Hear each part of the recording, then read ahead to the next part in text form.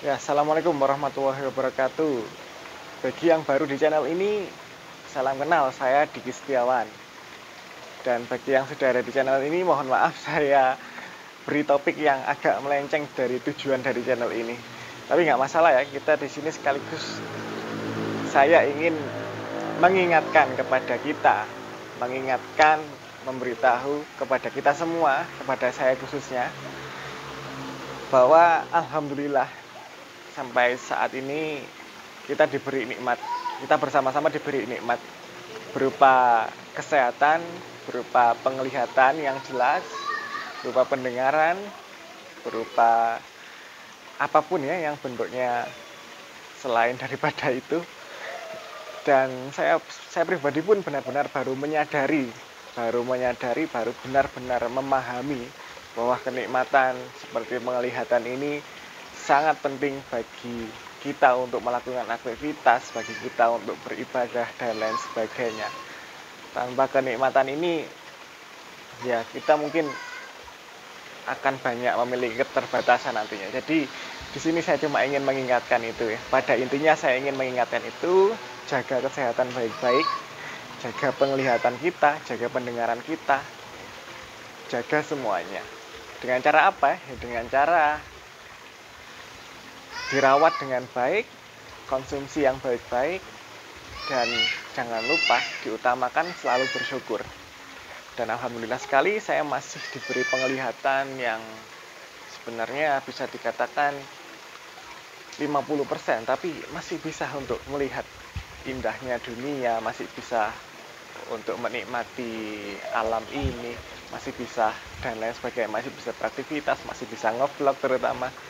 Tapi nggak masalah ya, selama itu bisa mendekatkan diri kita kepada yang maha menciptakan, ya saya terima-terima saja. Nggak ada rasa depresi, nggak ada rasa apapun yang membuat saya sedih di sini. Sedikit sih, tapi nggak terlalu berpengaruh bagi saya. Jadi di video kali ini saya ingin membahas khusus tentang suatu kelainan mata ya, yang mana ini juga saya alami sendiri. Namanya ablasio retina. Ablasio retina ini bagus ya namanya ya, ablasio. Kalau bahasa Inggrisnya itu retinal detachment. Ini saya cuma sharing yang saya ketahui aja dari apa yang dimaksud ablasio retina. Jadi seumpama ya, ini adalah sebuah bola mata gitu, anggap aja bola mata bulat gitu ya. Di sini paling depan ini ada kornea, ada pupil, ada iris dan lain sebagainya gitu kan, yang mengatur refraksi mata, mengatur fokusnya cahaya masuk ke mata gitu. Nah, ablasio retina itu ini adalah suatu kondisi di mana retina kita lepas dari asal tempatnya, dari tempat asalnya. Lepas atau sobek atau apapun itu istilahnya, yang jelas tidak berada di tempat yang seharusnya. Retina ini yang mana? Pertanyaannya begitu, pertanyaannya kan. Retina ini ada di dalam bola mata, yaitu persisnya ada di dalam bagian belakang. Tapi di dalam ya, bagian belakang dinding-dinding bola mata kita. Ya. Terus kenapa harus ablasio retina saya bahas di sini? Ya karena itu tadi saya di sini juga mengalami hal tersebut di mata yang mana ya saya sebutkan enggak ya. Mungkin teman-teman bisa menebak mata sebelah mana saya yang mengalami ablasio retina. Bisa menebak sendiri ya. Saya juga baru selesai operasi di mana untuk menempelkan kembali retina yang lepas. Nah, kembali lagi ke masalah retina ya. Retina sendiri kalau setahu saya ini adalah suatu selaput saraf yang sangat sensitif terhadap cahaya dari luar, terhadap rangsangan cahaya dari luar. Bentuknya itu seperti tisu teman-teman kalau saya ibaratkan ya, atau seperti dinding ya, seperti dinding yang dilapisi wallpaper. Jadi retina itu ya di wallpapernya itu keadaannya lepas kalau wallpapernya itu lepas. Lepasnya kenapa ya? Mungkin ada, intinya kan lepasnya itu ada, mungkin di baliknya ada cairan, ada lembab atau ada apa ya di baliknya. Biasanya kan kalau dinding di wallpaper itu kan wallpapernya kayak menggelembung atau semacam itu ya. Nah, keadaan ablasio retina itu kurang lebih seperti itu. Dimana saraf yang berupa selaput tipis ini bahkan lebih tipis loh daripada tisu. Tisu pun masih tebel. Kalau kita basahi ya seperti itulah tipisnya retina ini. Nah, jadi bisa dibayangin ya betapa ringkihnya retina itu sendiri. Kalau kita punya kamera ya, untuk memperjelas saja, kalau kita punya kamera, retina itu bisa kita ibaratkan seperti sensor CMOS namanya ya. Jadi sensor ini yang berfungsi sebagai untuk menangkap cahaya, untuk meneruskan ke prosesor. Nah, kurang lebih sama seperti itu. Fungsinya retina untuk menangkap cahaya, kemudian diteruskan ke otak. Nah, terus gejalanya seperti apa kalau sudah kena ablasio retina atau retinanya lepas? Ya, ini dari saya pribadi ya. Kalau dari saya itu gejalanya, awalnya saya nggak ngerti kalau itu ternyata ablasio retina. Yang jelas, tiba-tiba nggak ada angin, nggak ada apa ya. Tiba-tiba ada yang menutupi mata saya. Iya, menutupi. Seperti tirai begitu. Awalnya itu setengah gini. Ini terjadi di salah satu mata. Mungkin bisa keduanya ya. Tapi itu jarang banget langsung dua-duanya itu lepas, retinanya jarang banget kecuali kalau kecelakaan. Lepas dari dindingnya itu ya. Kecuali kalau kecelakaan mungkin kemungkinan besar bisa lepas. Kecuali kalau kena apa, kena benturan, kecelakaan, itu kemungkinan besar dua-duanya lepas gitu. Tapi kalau dalam kasus saya juga nggak kecelakaan, nggak. Aktivitas saya juga nggak pernah berat-berat. Aktivitas saya juga ya biasa saja di depan komputer. Jalan-jalan begini, keliling naik mobil, kemana. Ya paling banyak aktivitas saya malam hari tengah malam itu ya ibadah. Banyak sujud, banyak sujud, banyak rukuk. Banyak aktivitas saya yang mengharuskan kepala saya tuh di lantai. Jadi ini mungkin salah satu faktor, tapi saya nggak bisa menilai dari situ juga, karena banyak faktor lain yang menyebabkan. Nah, untuk masalah faktor sendiri nanti akan saya jelaskan di video yang tersendiri ya. Saya juga mau cerita masalah kenapa saya bisa kena ablasio retina, apa saja faktor yang memungkinkan ini bisa terjadi. Karena kalau kata dokter, dari kata dokter yang saya kunjungi, jadi ada beberapa dokter yang saya kunjungi, kebanyakan jawabannya ya sama, penipisan retina. Nah, penipisan, ngomongnya sih gitu. Kalau bahasa latinnya, kalau mau searching di Google, itu istilahnya lattice degeneration. Lattice degeneration. Jadi di mana ini retina menipis. Menipis ini ya tipis, kayak tisu semakin menipis, lama-lama robek. Kalau sudah robek, bisa lepas semuanya. Ada juga kemungkinan lain sih, seperti ini kasus yang terbanyak ya dari yang saya pelajari di internet dan juga di grup-grup para penderita ablasio retina ini. Di mana di dalam mata itu ya ada cairan ya. Cairannya berupa gel. Gel ini sudah terbentuk sejak kita lahir. Sejak kita lahir itu sudah terbentuk gel yang namanya vitreous. Jadi ini bola mata. Isinya itu sebenarnya longgar, maksudnya kalau nggak ada gelnya itu ya nggak ada isinya apa-apa gitu ya. Tapi sejak kita lahir sudah ada gel namanya vitreous. Dan kebanyakan kasus dari yang saya baca itu vitreous ini memiliki sifat kadang memiliki sifat yang suka nempel ke dinding-dinding itu tadi.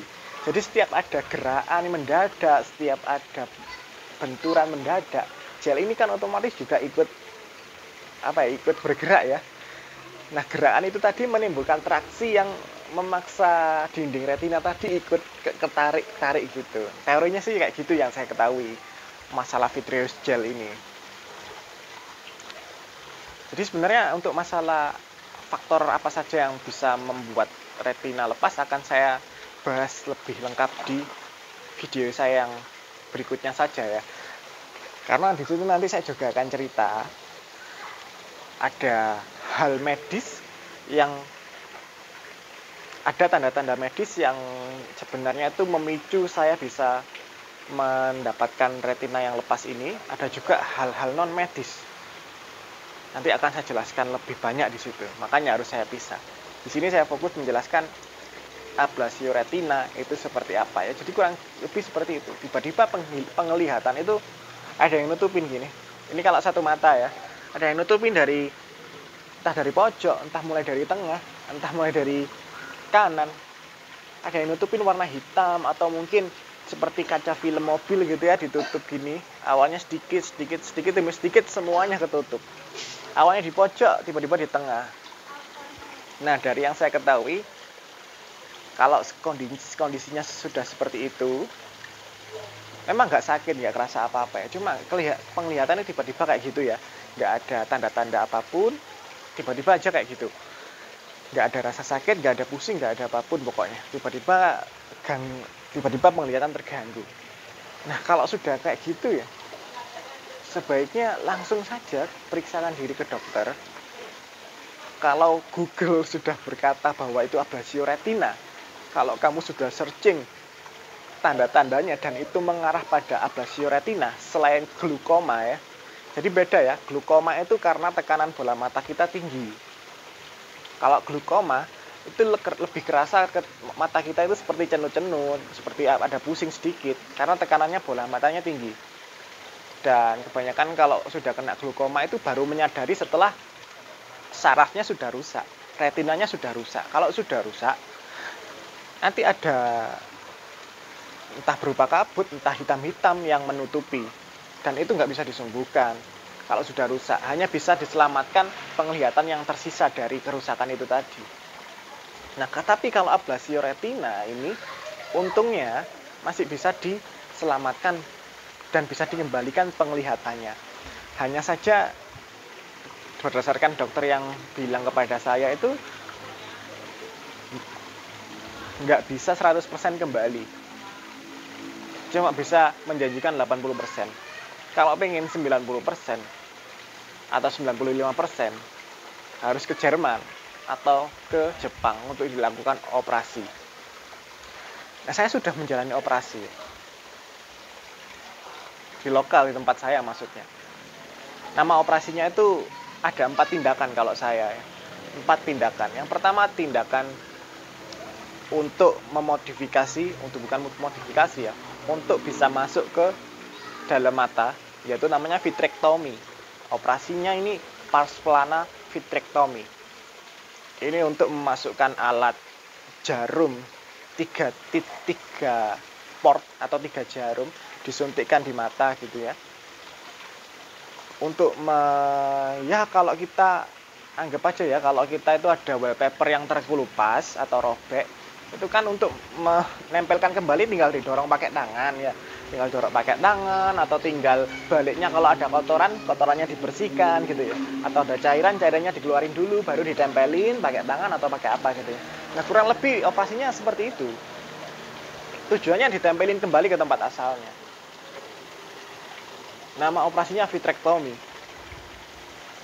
Itu sekedar untuk masuk ke dalam bola mata. 3 jarum itu tadi. 3 jarum itu tadi berfungsi sebagai pengganti tangannya kita. Jadi menggunakan alat capit kecil, menggunakan alat bisa di searching sendiri ya di YouTube, pokoknya seperti itu ya. Vitrektomi khusus untuk masuk ke dalam bola mata. Kemudian ada tindakan endolaser namanya. Jadi salah satu jarum tadi berfungsi untuk melaser robekan yang ada.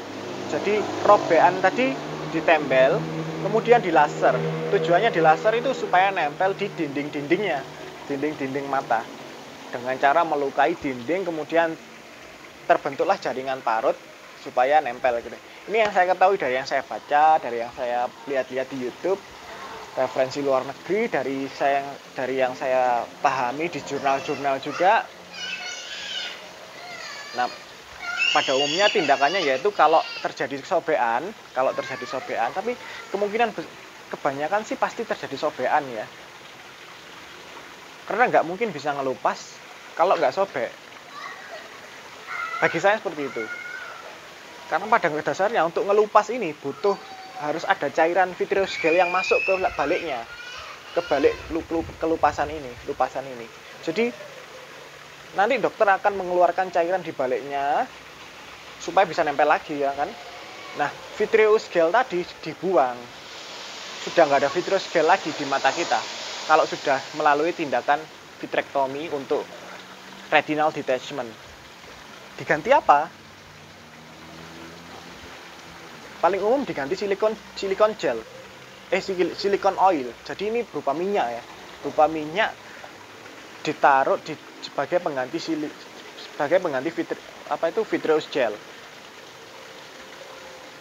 Itu kalau kasusnya vitreous gel dikeluarkan semua. Kalau nggak dikeluarkan, itu cuma disuntikan yang namanya gas. Jadi ada beberapa metode memang.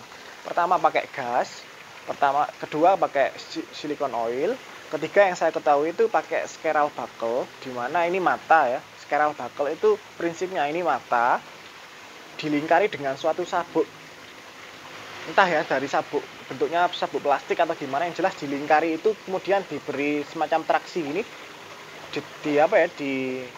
kayak dipencet gitu ya sama sabuknya. Tujuannya apa? Supaya retinanya nempel lagi.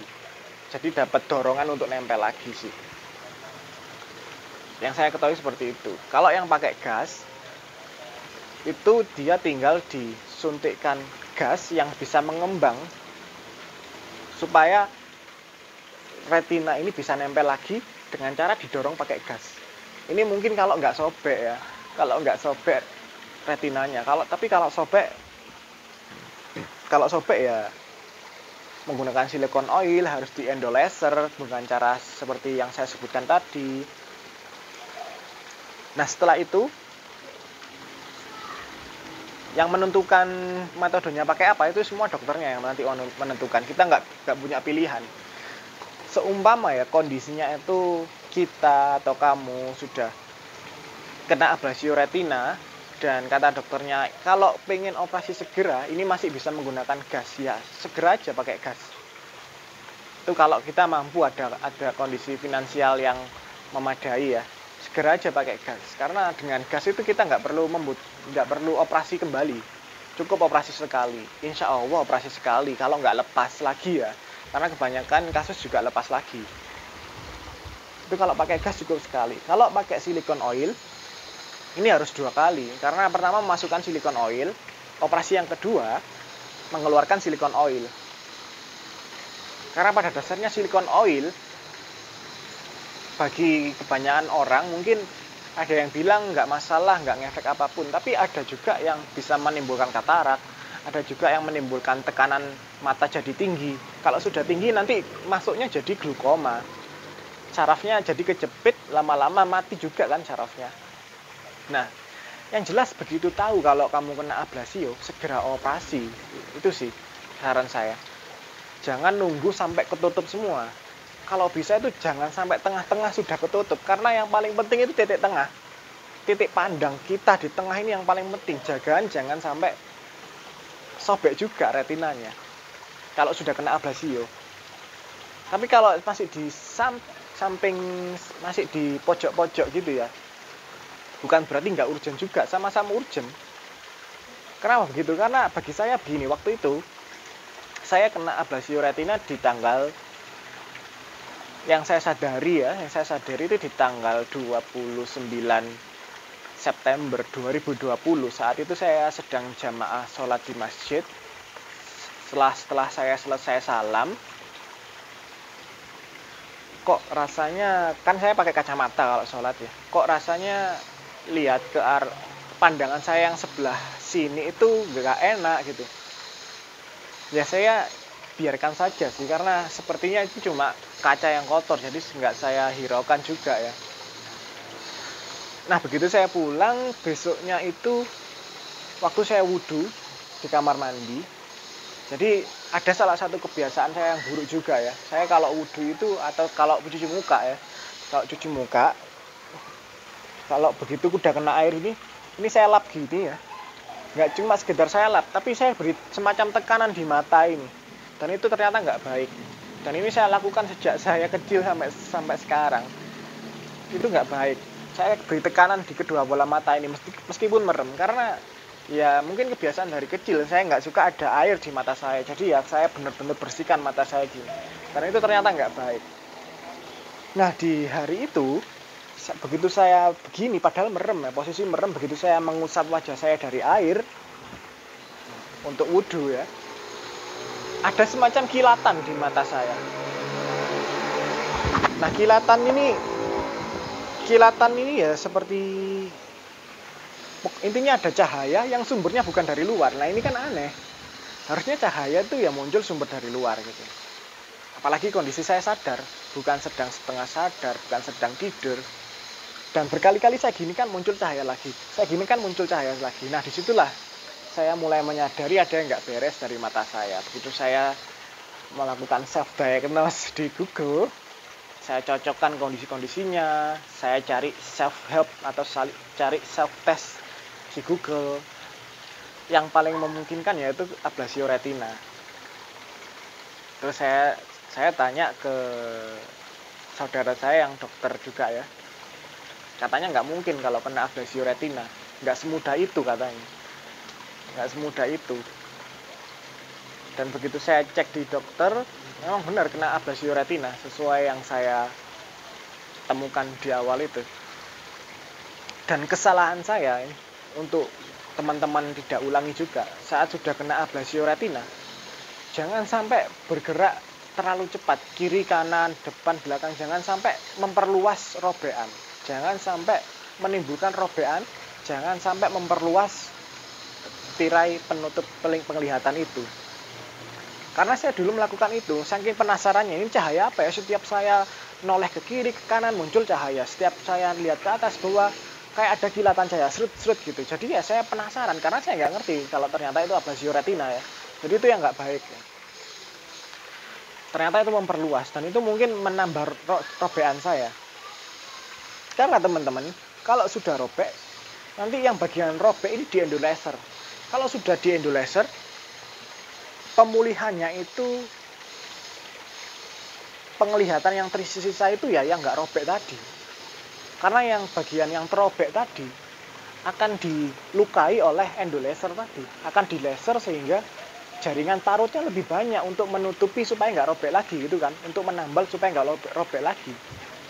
Jadi ya hasilnya penglihatan saya saat ini yang bagian terkena endolaser itu menghitam, nggak bisa dipakai. Untungnya nggak di titik pandang tengah, untungnya sih. Tapi tetap nggak untung juga karena waktu itu titik pandang tengah saya juga sudah lepas retinanya. Alhasil berdasarkan paper yang saya baca-baca, hampir semuanya yang titik pandangnya sudah lepas retinanya atau istilahnya makula off. Ada makula on, makula off. Kalau di ranah retinal detachment, kalau sudah makula off, titik pandangnya sudah lepas, begitu sudah ditempel lagi, nanti hasil penglihatan kita jadinya melengkung-melengkung seperti melihat di dalam air. Kita melihat objek di luar air melalui dalam air, akhirnya melengkung-melengkung, mengerucut, semua gambar mengecil. Jadi ya, umpama itu nggak terjadi, penglihatan mungkin masih bisa 95%. Kalau makulanya on, penglihatan mungkin masih bisa mencapai 95% pulih dalam 1 bulanan mungkin ya. Tapi karena saya sudah terlambat, saking cepatnya progres robekan saya itu mulai dari pojok sampai ke tengah itu hanya berlangsung dalam waktu 2 hari mungkin. Ya itu tadi kesalahan saya malah saya penasaran dengan kilatan itu tadi, saya tolak. Saya hadap ke kiri, ke kanan dengan saya sangat cepat, hanya penasaran kilatan itu apa sih, karena saya juga bingung itu karena saya juga bingung, nggak ada sumber cahaya di ruangan yang gelap tapi ada kilatan gitu.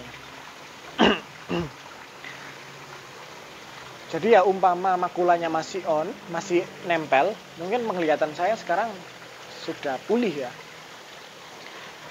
Dan di tanggal 1 Septembernya, 1 Oktober 2020 saya periksa ke beberapa dokter sekaligus. Karena ada salah satu dokter yang sikapnya itu nggak gamblang, menyepelekan. Maksud saya, sebenarnya dia tahu kalau ini ablasio retina yang harus dioperasi segera, tapi dia nggak mengisyaratkan hal apapun tentang itu. Oleh karena itu, karena sikapnya yang seperti itu, dan juga saya mempertimbangkan progres tirai penutup saya semakin cepat menutup hampir ke seluruh penglihatan saya, ya saya harus bergegas untuk nyari second opinion, third opinion, fourth opinion, kalau perlu seberapapun sampai saya puas mendapatkan jawaban yang mana yang paling objektif gitu bagi saya. Jadi ternyata ya harus segera dioperasi untuk menyelamatkan penglihatan yang ada. Bukan mengembalikan penglihatan yang semula seperti sebelum terkena ablasio retina. Bukan seperti itu. Tapi menyelamatkan penglihatan yang ada. Namun bukan berarti nggak ada mukjizat, nggak ada keajaiban. Ada juga orang-orang yang tadinya terkena ablasio retina, mereka juga bisa mendapatkan penglihatan yang lebih baik, jelas seperti semula. Itu juga ada. Tapi nggak banyak ya. Dan kebanyakan sih ya itu tadi 80%, rata-rata 60%. Ini bukan mendemotivasi, cuman begitu kamu tahu kena ablasio retina, lakukan cara apapun untuk segera operasi. Ya, nggak ada yang nggak mungkin. Kalau nggak punya uang, ngutang sana, minta bantuan sini, atau apapun, cara apapun. Kalau kamu harus pakai BPJS, usahakan bisa dipercepat. Kamu periksa juga ke dokter umum. Periksa juga ke dokter umum bahwa hasilnya tunjukkan ke dokter-dokter BPJS, dokter-dokter yang menangani dalam jalur BPJS-mu, tunjukkan kalau ini tuh harus segera gitu. Kalau kamu punya orang dalam, minta bantuan. Kalau kamu punya kerabat dokter, minta bantuan. Mereka juga punya channel-channel untuk menegosiasi ke semua itu. Jadi lakukan cara apapun supaya dapat operasi yang sesegera mungkin. Karena semakin lama ya kamu biarkan terlepas seperti itu, ibaratnya seperti akar pohon. Akar ini saraf-sarafnya. Begitu kita cabut pohonnya, kita dapat akar-akarnya. Mungkin pohon ini masih bisa bertahan ya beberapa hari doang. Nggak sampai seminggu sudah mati kan. Nah, kurang lebih sama seperti itu. Untuk menyelamatkan penglihatanmu harus segera operasi. Saran saya seperti itu, harus segera operasi. Karena kalau kamu biarkan, kalau kamu pasrah, kurang ikhtiar, di samping harus berdoa, di samping harus menggunakan alternatif mungkin herbal, di samping harus ke kiai, ke ustadz, ke dukun mungkin, lakukan juga jalur medis gitu loh. Jangan cuma satu jalur aja yang kamu tempuh.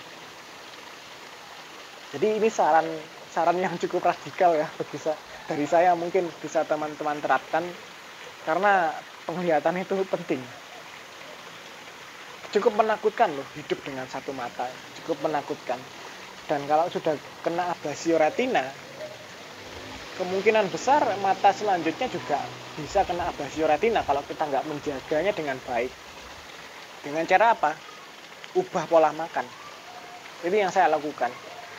Begitu saya tahu ablasio retina, istri saya langsung mengubah sistem makan saya yang tadinya junk food terus, yang tadinya gula terus, yang tadinya bobot saya itu 70 kg.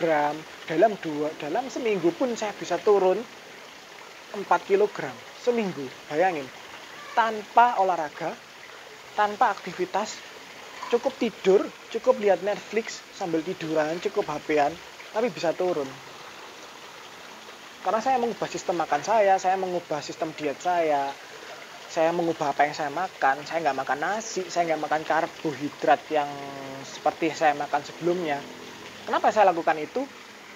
Karena syaraf ini juga membutuhkan aliran darah yang bagus untuk menutrisi retina kita, untuk memperkuat retina kita supaya nggak robek.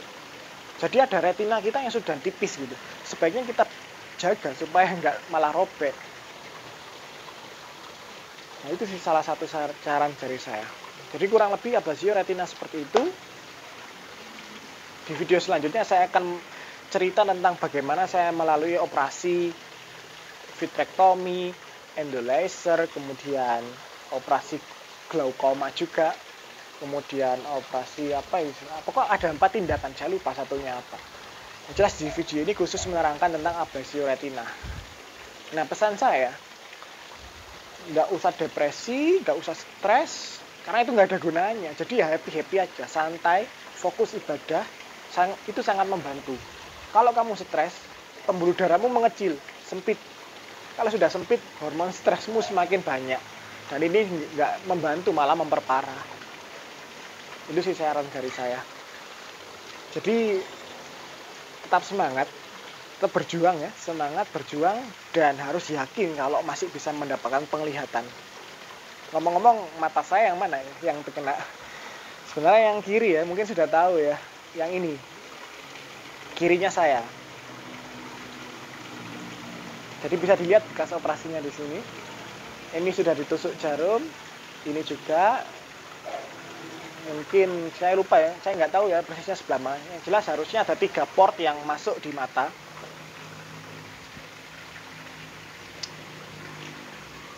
Padahal mata yang sebelah sini awalnya itu mata yang saya banggakan. Kenapa begitu? Karena yang sini agak malas. Jadi otak saya lebih memilih memilih penglihatan yang sini. Padahal minusnya sama-sama 4. Minusnya sama-sama 4, silindernya juga sama-sama berapa ya? Silinder 2 kayaknya. Sama-sama silinder. Angkanya juga sama. Tapi entah kenapa otak saya lebih memilih mata yang sini.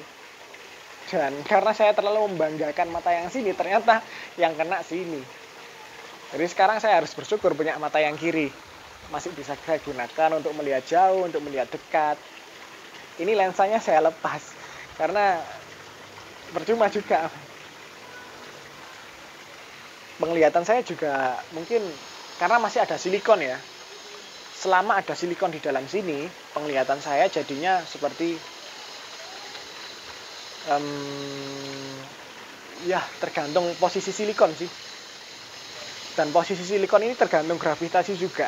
Kalau saya lihat ke atas, itu seperti jelas banget, tajam banget. Nggak perlu kacamata yang harusnya -4, itu saya bisa melihat. Hanya saja kelemahannya melengkung-melengkung tadi. Seperti melihat di dalam air, karena makula off. Seperti yang saya jelaskan tadi. Yes, daripada video ini panjang-panjang, nanti kita bahas saja tentang operasi saya, tentang penyebab-penyebabnya apa, kok saya bisa kena ablasi retina, dan lain sebagainya di video yang berikutnya saja ya. Ini sekedar pengetahuan teman-teman yang kena ablasi retina, mungkin jangan patah semangat. Kita masih diberi kesempatan untuk melihat dengan mata yang ada. Dan jangan lupa, mata yang sudah terkena AR atau ablasi retina atau retinal detachment, kalau sudah operasi, ini masih berguna. Berguna buat apa? Untuk depth perception, untuk mempersepsikan kedalaman, untuk penglihatan secara binokular. Jadi kan ada 2, binokular sama monokular. Kalau binokular itu kita bisa melihat lingkungan secara 3 dimensi. Tapi kalau kita cuma menggunakan satu mata, kita sulit menentukan jarak, kita sulit untuk melihat, mempersepsikan bentuk 3 dimensinya itu seperti apa. Jadi tetap syukuri aja. Dan dari yang saya alami, lama-lama ini membaik kok. Ada progres untuk yang ke arah ke membaik dan bisa digunakan lagi. Lagi pula ini masih 3 minggu setelah operasi ya.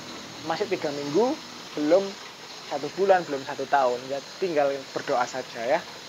Itu sih saran dari saya. Saya Diki Setiawan. Terima kasih sudah mampir channel saya. Jangan lupa subscribe atau like atau share video ini. Nanti akan saya share atau mungkin sudah saya share video-video yang lain tentang ablasi retina. Assalamualaikum warahmatullahi wabarakatuh.